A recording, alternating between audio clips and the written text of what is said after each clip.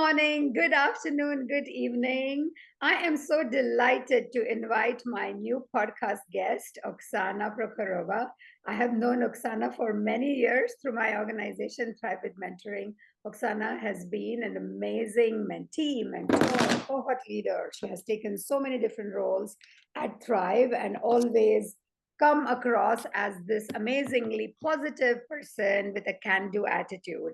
And despite facing many, many challenges as a Wonder Woman, as a high skilled immigrant woman, so I knew that I wanted Oksana to come and tell her story on our podcast. A warm welcome to you, Oksana. How are you today? Thank you, Shivangi. Doing great. Oksana, tell me a little bit about your journey as a Wonder Woman, where you started, where you are today, and maybe tell us a little bit both about your professional and your personal trajectory. So I was born some years before the collapse of the former Soviet Union to a Ukrainian mother and a Russian father. I had a childhood which was corresponding basically to living in a collapsing state, full of challenges. I got a degree from a Polytechnical University of St. Petersburg, and my ambition and my curiosity brought me to work in three different countries before I nested in Switzerland. So I worked in India, I worked in Greece, I obviously worked in Russia, and in 2013, with an amazing expat contract, I arrived to Switzerland, where I decided to stay. I've been here since then, loving every moment. I think at some point I stopped considering myself a global citizen who says, my home is where my laptop is and my cat is. And now my home has a very specific address with a very specific huge garden with my fig trees, my, Palo Santo trees, and so on and so forth. So, Yeah. I meant to ask you that, how yeah. has the definition of home and feeling the sense of belonging evolved for you as you have left your home country? I wouldn't say that it took a short while. I was a kind of a lucky immigrant who was brought here by my ex-employer, a very big company, who gave absolute white glove treatment in the sense of I had somebody coming, packing my stuff. So I went to the airport with a small suitcase with like really important things and my cat. I arrived here. I had a chauffeur waiting for me. So a very nice guy who picked me and my cat at the Geneva airport, and he drove us to a company apartment. So I had absolute full pack of being moved here, which was amazing at the time, which I had to pay for the moment that a career quit happened.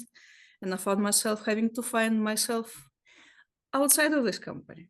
So I didn't have the classical curve, that an immigrant might have. Okay, I got here, there is a honeymoon, but then I get disappointed, I get sad, I want to come back. I don't understand what did I do to my life. I didn't have any of that. But when you come here as part of a huge multinational, you end up being part of this multinational. You don't end up being part of the Swiss society. So as you know very well, my partner is coming from the same organization. We were working on the same team a while ago. So it evolved very slowly. So first I had to find myself at another employer. And with the help of Thrive, I discovered, yes, there is life behind the door. There are other women who are finding themselves building their own lives. And if I may compare, every time I see the Swiss trains, sometimes there are like small locomotives going. They're super fast because I think, like they're single, they just have their laptop. Maybe their cat somewhere, but I don't think so. They're like very fast. And now my life has become a proper, long Swiss train because I have my responsibilities, I have my career, I have my plans, I have my kid, I have my family. So yeah, this is how my understanding of home evolved. So from being somebody who is very mobile, like this little locomotive, you end up being very settled with a very specific address assigned to what is home for you. Yes. Is there a cultural tradition that you bring that you still celebrate from back from Russia and Ukraine, right? Did you say you grew up in Ukraine or did you grow up in I Russia? grew up in Russia, but I Russia. can tell you that I was very close with my mother's side of the family. Mm. And a lot of things that I thought they were Russian, they're actually Ukrainian. So all the food I thought was Russian was actually Ukrainian because my grandmother and grandfather, they were cooks by heart. So like they were cooking all the time. This is a typical, feature of a family that survived the war. So they obviously like they were very small when the Second World War was over, but they carried it with them that food is love. So like they were cooking all the time. And for me, what I thought was Russian food is Ukrainian food. The tradition is that we go really big on Christmas tree. So like I always set up the Christmas tree early November. I know it's crazy, but like all these twinkling lights and decorations, like they give me so much of joy. And then like you have the Catholic Christmas. So my husband is a Catholic. He's from South Europe. So we have the Catholic Christmas, then we have the New Year, then we have the Orthodox Christmas, and then we have the crazy thing which is called the Old New Year, which is happening, I think, only in Russia, Ukraine, the post-Soviet countries, because of the old calendar. So our Christmas tree is from early November to 15th of January. So yeah, this is our tradition. Very nice, very nice. Thanks for sharing that. In your new community, let's say either in your organization when you started or now that you are, becoming a part of the French part of Switzerland, which is different than the German part where I live in, Yes. have there been instances where you feel now, oh, I'm really becoming a part of this society, where you feel integrated?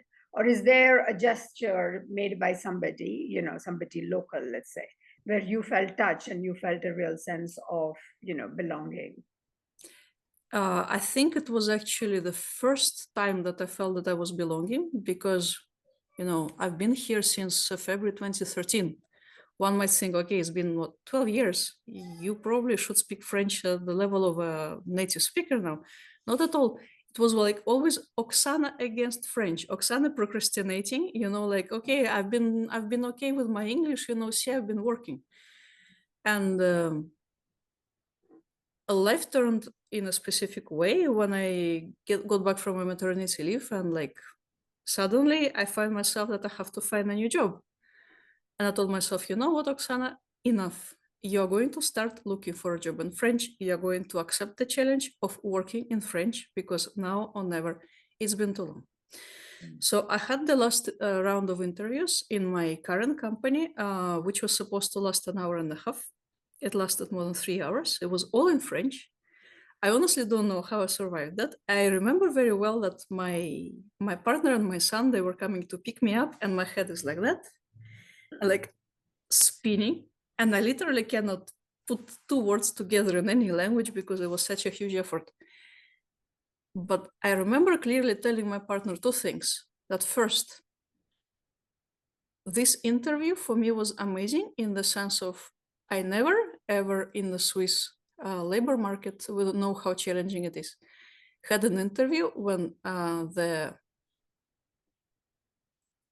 top manager of the company would say so many good things to me, saying that it's an honor that you are applying to work with us because we think that you're overqualified, you are over this, you are over that. Wow, it's an honor for us that you are applying. And second, that I suddenly felt so home, that I was like, I suddenly feel so much at peace that, yeah, I live in a French speaking community. I'm going to speak French. They were okay with all my mistakes. This was the moment when I stopped thinking, like I am an expert, I'm this, I'm that, I'm bigger than the village I live. No, I live in this village. This is my house. These are my neighbors. I'm going to start saying hi to everybody. I accepted it completely. So it was that interview. Beautiful, beautiful. Funny enough. Yeah. Yeah, it's beautiful. And what can catalyze it, right? I mean, it takes us a few years. I remember my own journey also, it took me a few years to even consider that I might make this country, home, and my children would be born here, and everything about this country is what I own. And of course, I mean, I always say that I'm Swiss on paper and Indian at heart, and I think that will probably always carry. But it's beautiful to feel that sense of belonging. I wonder, Oksana, when we leave our homes or our home countries, let's say, and we find new homes, there are so many things that probably we never noticed in ourselves that we can start observing, because it's almost like an outside in view that we can take on Mhm. ourselves. What has been something for you that you noticed after all these years leaving your home country? Um, I would say it for me it was a huge lesson learned how difficult it is no matter where you go. You change the company, you change the country. For me, it was changing the country. Whatever you have here doesn't go anywhere. So it's like a suitcase that you cannot leave. You know, Mm. uh, there is a part of objective reality that changing from the former Soviet countries coming to Switzerland, yes, you improve your life dramatically by doing that. But there is a part of you that comes with you and is going to continue keeping you on track or poisoning you, depending on what you bring with you. So in my case, it was the latter one, unfortunately. So it was only when I had a major career quake that was a proper burnout with a suicidal depression. The kind of that for a year I was in a state of. On some days when I managed to brush my teeth, I was like, "Wow, you made something important today." So like this was the level of situation I ended up with, and it was through a lot of therapy, a lot of self-reflection, a lot of work that I managed to leave that suitcase behind. So this was my lesson learned, and as uh, as I shared with you in one of our chats previously, like I normally don't regret much. I don't want to change much in my previous life because it's futile. You can only capitalize on what you learned and go forward. But if I could get therapy in my early 20s, if all of us could get therapy when we were teenagers, the life would have been so much better. The world would have been a different place. Whatever this nasty little suitcase or not so little that we carry with us, we bring it to our workplaces, we bring it with us everywhere. If we all had therapy, I don't think we'll have toxic workplaces where people end up completely drained. They end up with learned helplessness. They have no agency over their lives. They think, okay, nothing depends on me. I see it every day, uh, unfortunately, in my circle. And I can say that also, which is a lesson learned for me, you cannot out therapy a toxic workplace. Like you have to leave. No matter how much therapy you do, staying at the workplace, you pay. So yeah, I would say this was my biggest lesson learned in moving from one country to another. You will Thank move you. with whatever you have with you.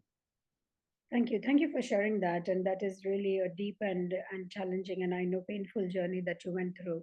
And I remember very clearly the talk you gave at one of our events a couple of years back, and there was not a dry eye in the audience, because I think that there is pain and suffering that we all carry, and we don't know what to do with it, right? So sometimes we just project it on people who may not deserve it. So it's really, yeah, as you said, if instead in that curriculum, instead of having all those subjects, if one subject was about how to address myself and my emotions and process it to therapy, I think the world would be such a better place, such a better place. Absolutely. One question for you is about mentors and sponsors. I always think that we all receive advice, which is sometimes very useful and sometimes not at all useful. What is one such advice that you remember that you thought was really transformational for you, helped you to change? Or maybe something that you received, you took it, you implemented, and then on retrospect, you're like, oh my God, that wasn't good advice. I received some bad advice, but I want to focus on the good one. Mm. This advice was from a very grandiose mentor called Life, which is I firmly believe that as a woman, you should always have monetizable skills. You should manage your own financial situation. I will tell you why. Um, we tragically lost my father when I was 11. So he was killed on the way back from a business trip. My mother was left with two kids. She was 33. And the thing was, she worked. And my partner, they had a very similar situation. So the father unfortunately passed away because of cancer at the age of 45, if I'm not mistaken. The mother was not working. So basically, she stopped working just before the marriage. And she was left with three kids. And this gave a very different trajectory. So when you are a mother of three, who doesn't know how to do taxes, who doesn't know anything. So my partner at the age of 14, he had to assume the role of the father of the family. So he was doing taxes, he was, taking care that the bills are paid, etc., for whatever the pension that, because of the father who made some steps, who maybe had some intuition to be creating a private pension fund, that somehow managed very, very difficultly to have the money until my partner could start working and start the university at the same time. So just seeing this difference, ladies, it's very easy. It's very easy to manage your own money yourself. There's probably very few things which are more important than that. It's amazing to have your own income. It's also very important to know what you do with this income. Learn to invest. If you don't know how to do it, hit me up in my DMs on LinkedIn. I will teach you. A baby can do that. One of the first things we did for my child, we were waiting for our turn, me and my partner, to go to the delivery room. We set him up investment accounts and we invest religiously every month. So, his future is taken care of. Take care of your own future, invest to yourself. I'm not saying you should work immediately, but you should be ready if life turns in a specific way that you can take responsibility for your situation, for the situation of your children. This is the best advice I think I got. Thank you. Thank you so much for sharing that. Is there any new initiative or anything that you are doing that you would like to share with our listeners, Oksana? Well, now like my time and energy is a bit limited because I have a teenage boy. I'm a advanced age mother, as they say. So my resource of energy is not infinite. Currently, I'm taking it as my mission. I work in a factory with 300 people. So I work in probably the most traditional patriarchal cantons in Switzerland, where I always wonder, which news people read, that they can be so confident of the future and that change is not necessary. I'm thinking like sometimes it would help me that I could also read this news a bit, because I have this, like tiny bit of anxiety at the end of the day that if I didn't learn some kind of skills, which is going to help me do well in this age of AI when everything is changing 15 times a day. So I'm teaching them how to get okay with change, if I may say so. For me, I find it very interesting that, like, I'm obviously a fan of psychology. I'm a fan of neuroscience. I find it interesting that in an organization, more or less the only source of psychology that you have is an HR, is not at a function which is in daily contact with other functions, which is my job. Like I'm running transformational change. I'm happy to bring my knowledge of psychology and neuroscience to these guys, tell them, okay, change is necessary. The fact that you resist change is normal because it means you're alive. Even though you resist it, it's going to happen, it's going to be okay, you will love the result. It hurts me a bit, it scares me a bit. I can give you a practical example. We're having coffee with my colleagues who work at the warehouse of our company. We're having coffee and they say, yeah, Oksana, we totally understand why you, like your friends who are all white collar workers who have university degrees, why you're scared for your future in Switzerland, because like you're expensive, you will be the first ones to have your jobs cut. But us, we will not. They're saying this at the coffee room of the first and the biggest automated warehouse in Europe, which my company operates. There is nobody doing picking, There is nobody doing loading. Everything is done by a robot. What makes you think that your job is not going to be taken by AI, by automation? So it's everywhere, but the people don't see it. I would like to help them see that. I would like to help them be ready. Mm-hmm. And the day I need to spend a bit less time being a parent, like it's obvious that when my kid is 4, he's going to start going to school and he will have his own agenda. And he will say, Mama, I prefer to go play football with my friends. My dream is that I would like to start some kind of local financial literacy school. Mm-hmm. For the same reason as I just mentioned. If you know how to manage money, you can change the life of your family, you can change your own life. And in money, everything is about psychology, because math is very simple. I can explain in 15 minutes how to do investing and be set for your lifetime. Executing it is difficult because everything is about the psychology. So I would like to have some kind of local school for women, for children, for guys, I don't know yet, where we could just be together as a kind of support group to keep each other afloat on the subject. So this is my kind of next little dream. That's a beautiful, vision to have. And I really like that you're thinking of creating something local and something community driven rather than another online thing which does it. Next week, actually, I'm planning to attend one of the world's longest running programs, which is about money and psychology. It's called Money and You. And That's that's cool. going to be in San Diego in the US. So I'm really looking forward to that. But thanks for this message. This is a new message, I think, on this platform for sure, and it's a very, very important one. As you mentioned, financial independence for women, and especially for Wonder Women, for high-skilled immigrant women, is really important. It becomes not only a source of survival, yeah, and if you need that, but it is also a source of confidence, and it is also a source Absolutely. of thriving and living life on your own terms.